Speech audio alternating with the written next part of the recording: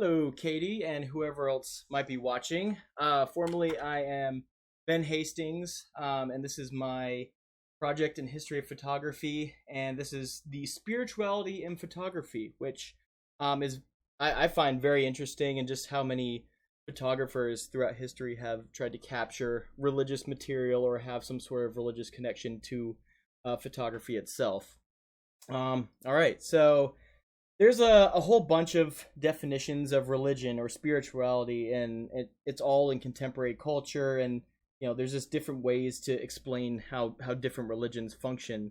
um, and so we term the term religion for like institutionalized formal practices with a recorded history, established traditions, and like shared rituals or doctrines, stuff like that that integrates them.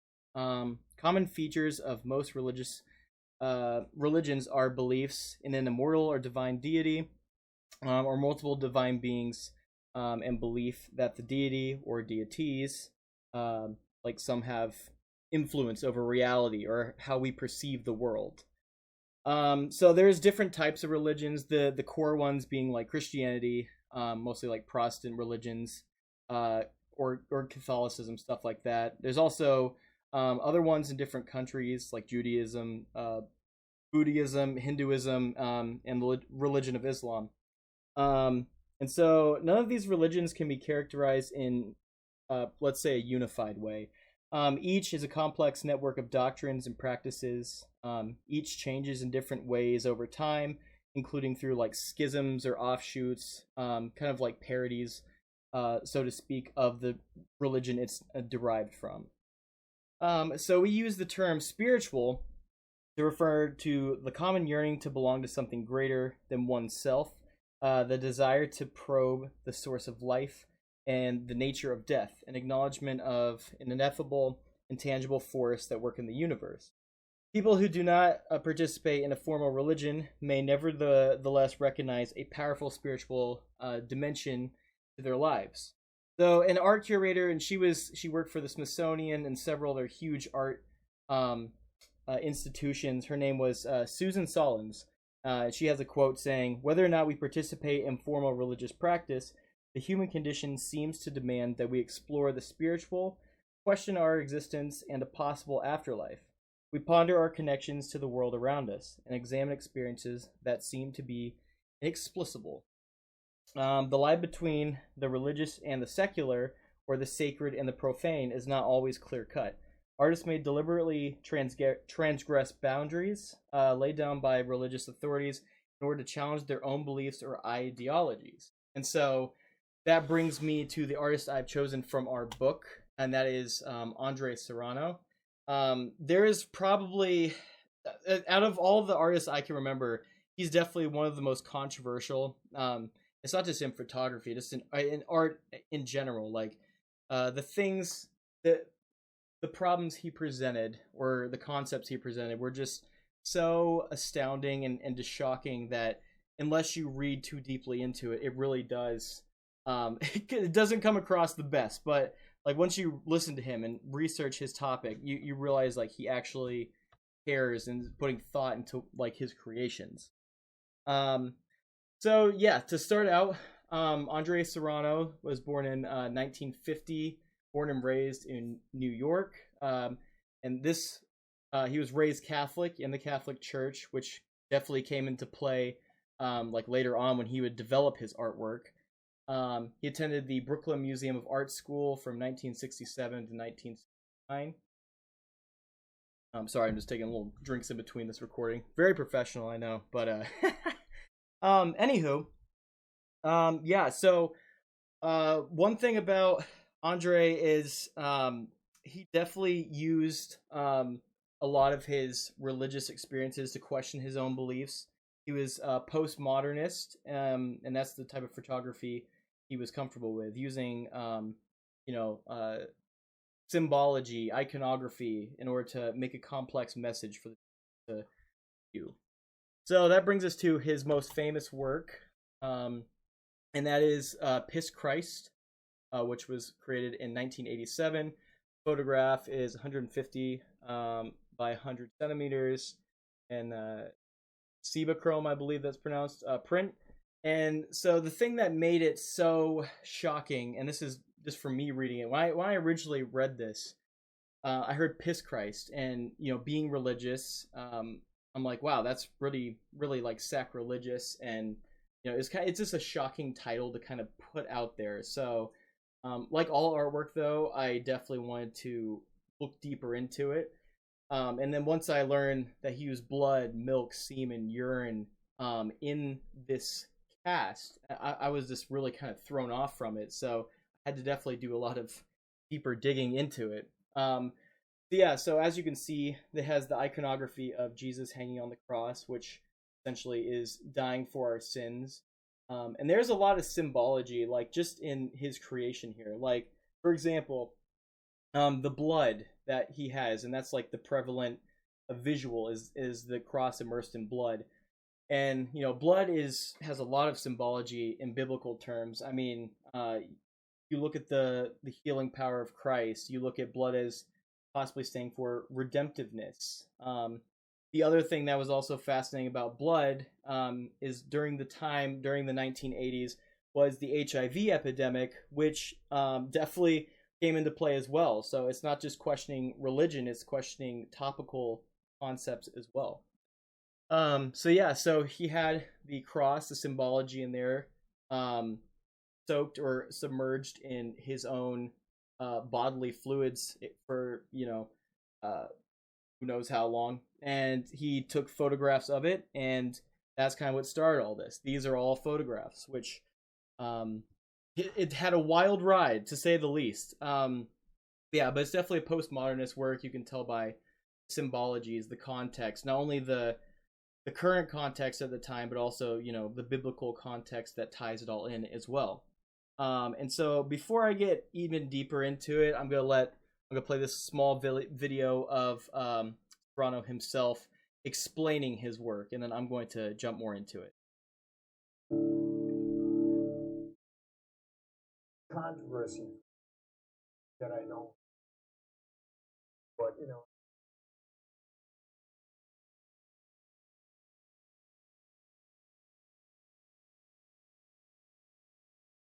Oh, also, just in case the audio doesn't work, Katie, I'm very sorry in advance. I did include the PowerPoint, so if you cannot hear the audio from this, I would definitely recommend opening the PowerPoint separately and watching the video because it is a really good video.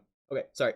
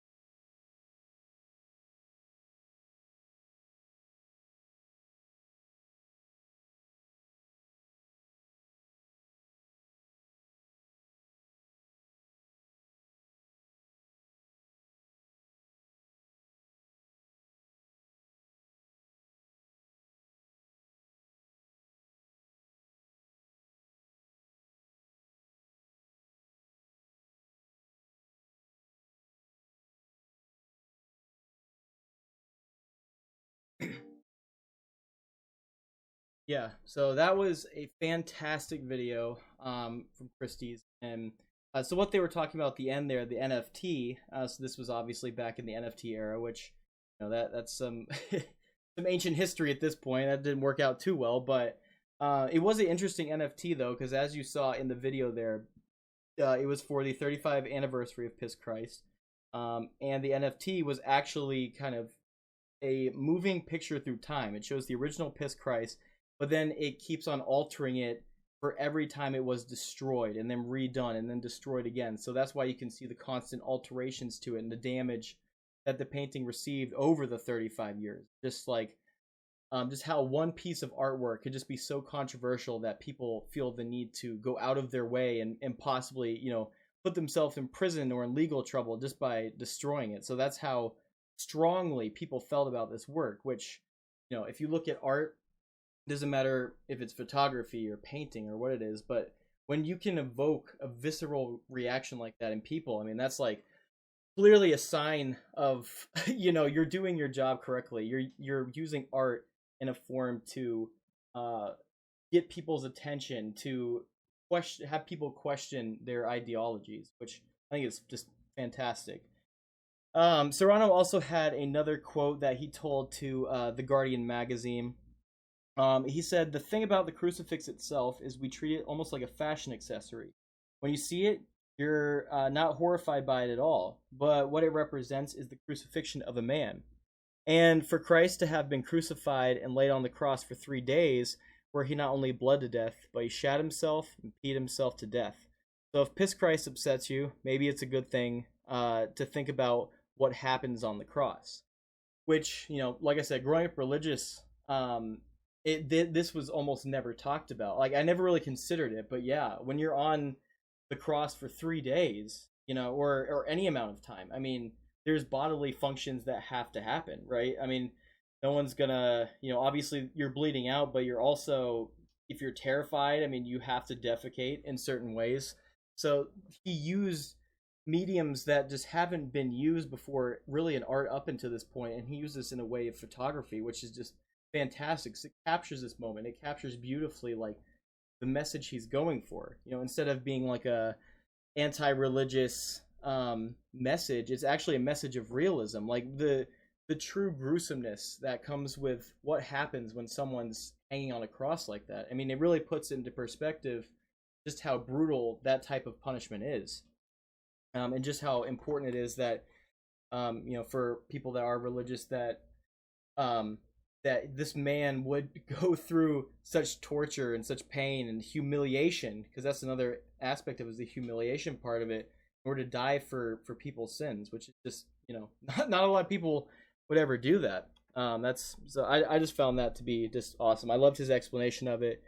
As soon as I watched that interview, like I understood where he was coming from, and his intentions were pure, and so I feel like it was just a fantastic work of art. So obviously, like he was saying, the religious community was absolutely furious with this piece. They sent him death threats, hate mail, and in the end, it caused Serrano to lose grants from the government in order to continue his artwork.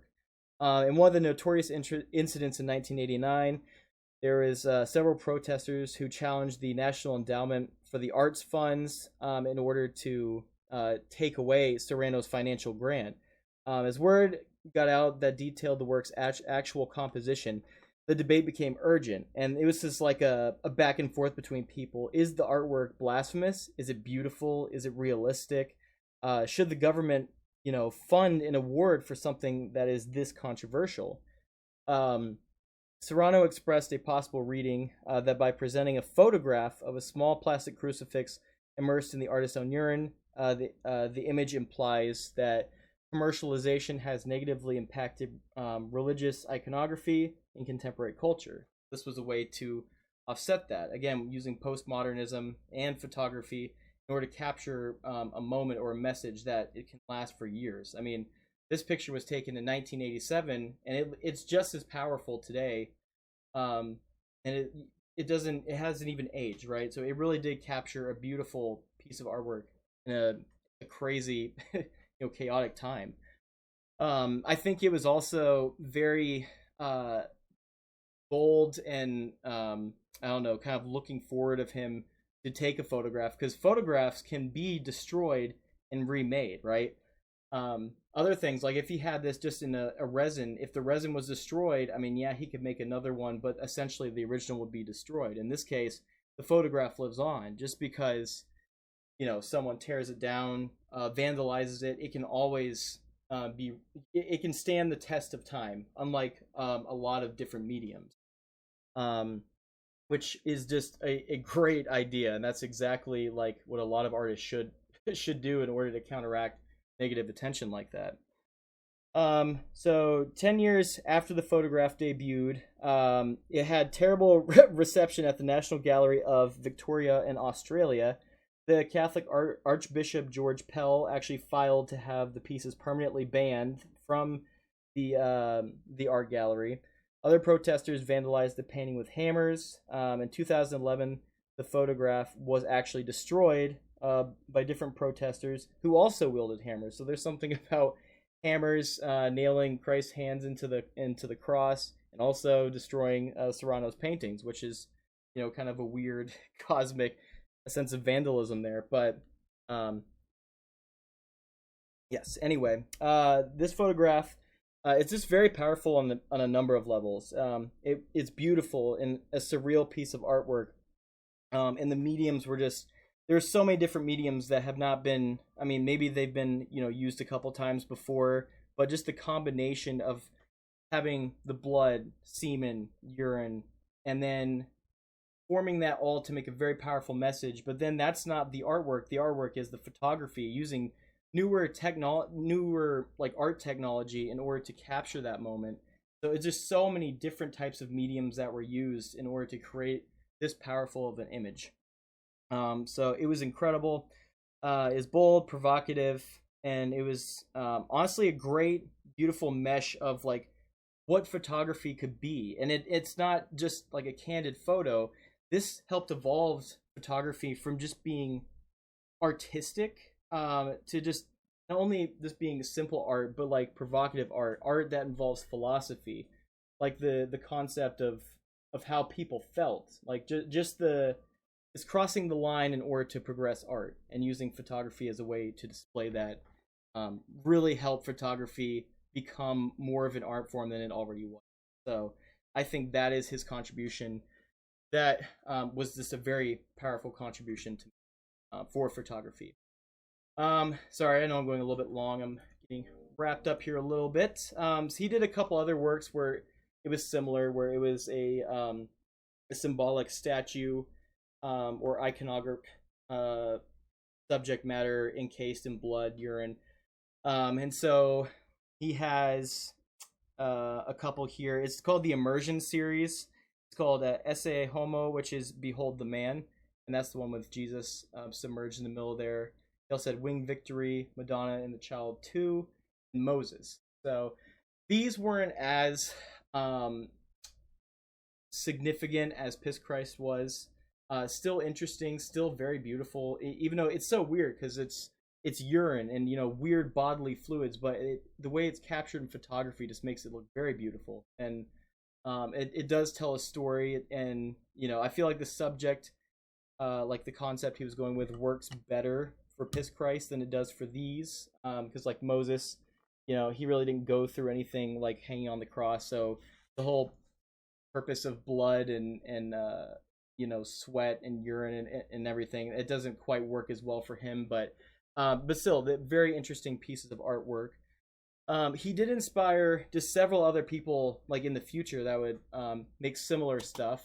Sorry, before I get too ahead of myself here, this is a picture of the vandalism that destroyed the artwork. You can tell the damage that the hammers did, and clearly the artwork is almost unrecoverable at this point. But they were able to print another one because it's photography, and photography is a medium that is meant to be replicated, is meant to be taken more than once. You can have an original painting, but if that painting's destroyed, there's no longer an original. But with photography, you can have the very first printed one, but photography is meant to be distributed on a wide scale. So that's what makes this, it's unkillable. That's what makes it amazing to use as an art form medium because it can capture something that cannot be destroyed. So, but yes, the people he inspired: Maurizio Cattelan, born in Padua, Italy, lives and works in New York City. And so I think this is where he was inspired, is by using like very controversial religious elements and then taking a picture of it to capture a moment in time. Lenora Ora, or The Ninth Hour, which was created in 1999, is actually a picture of the Pope, and the Pope is being struck by a meteorite which entered through the gallery space, which, uh, can symbolize cosmic justice. Like, maybe the Pope was, at that point, Catholicism and pedophilia was becoming a very big story. And so this is like maybe the Pope had something to do with that, and God was reacting justice by hitting with a boulder. Or it's also to symbolize the fact that not everyone, like, just because you're the Pope, it doesn't mean you're safe from just really random acts of, like, for in this case, a meteor striking a person. Like, you're not protected from everything just because you are a higher religious power. And so just that type of symbology, you can go back to Piss Christ and see just how much story can be found in just simple symbology in that postmodern type way, and then captured in photography to almost show, like in this case, you can see movement of the Pope like falling over and the meteor striking him, and the glass shattering as the meteor is entering the plane. So it's just a great way to use photography in order to create controversial images. And this definitely was controversial as well. I mean, he got in a lot of legal trouble. The police, I believe in Sweden, issued to have it removed, or at least change the positioning of him. So it was also a pretty hot topic. I'll go ahead and skip this video, but he has another statue of Hitler, and the way you approach it is from the back. They have photography of the back and then of the front, and it's to say, if, as long as you pray and relinquish your sins to God, that anyone can be forgiven. So from the back, you see the small guy, clearly hanging his head low, trying to pray and ask for forgiveness. And you're like, well, this person should be granted forgiveness. Go to the other side, it's Hitler, and there it is. That's the controversial element that Serrano helped use in his religious work. It's like, can someone as evil as Hitler be forgiven by God just by asking in his last moments? So it's just very philosophical and religious ideologies that are just so prevalent, that postmodern style, and it definitely was influenced by Serrano. Just like, there is no line, you can cross the line in order to make your point, in order to get people talking, aware of the problem, or the philosophical debate between, like in this case, like, could Hitler be forgiven? Is that possible? So I thought that was fascinating. And last but not least is Jordan Eagles, and he used a similar medium, such as Serrano. He uses blood, and he actually uses blood from like slaughterhouses, the LGBTQ community, and HIV survivors in a lot of his work. One of his most famous ones is he recreated Da Vinci's painting called Vinci in 2018, that uses the blood of other people to replicate art. And this was to bring awareness to, the rejuvenating qualities of the blood of Christ and the blood of people, and just how significant that is in a religious aspect. He hung a lot of his work in churches that had pastors with HIV, or pastors in the LGBTQ community. So it was a fascinating way, and he also captured many of his artworks with photography so he could hang them in galleries and such. And so I just found, like, just through his medium, his subject matter, that Serrano just influenced so many more artists to come. I mean, he had just great ideas, a great message, and just fantastic use of mediums in order to capture it all with photography and allow it to last forever. So just to wrap up, there's a couple of questions that were in the instructions that I just wanted to quickly answer. The first being, what about this topic captured your attention? And I've said that throughout the episode, the way he used all these mediums to create the powerful message and then use photography as a means of preserving it forever in time. Um, we can lose the originals. We can lose so much. I mean, like the Library of Alexandria, for example. There's so much knowledge lost because it couldn't be digitalized. And in this case, even though it was back in the 1980s, photography was still good enough to preserve that work and that message throughout all of time, which is just fantastic. Through uh, taking a photo and then preserving it digitally and then redistributing it. Great idea for any artwork. So, regardless of message or medium. What is the most interesting aspect of the topic? And I just found the fascinating aspect that Serrano merged to make concepts and artwork and then captured it through his way of camera. So the medium helped push the boundaries of philosophy, I feel like, itself, and he helped push photography into a higher level of art, just from how controversial his or how just intriguing his subject matter was.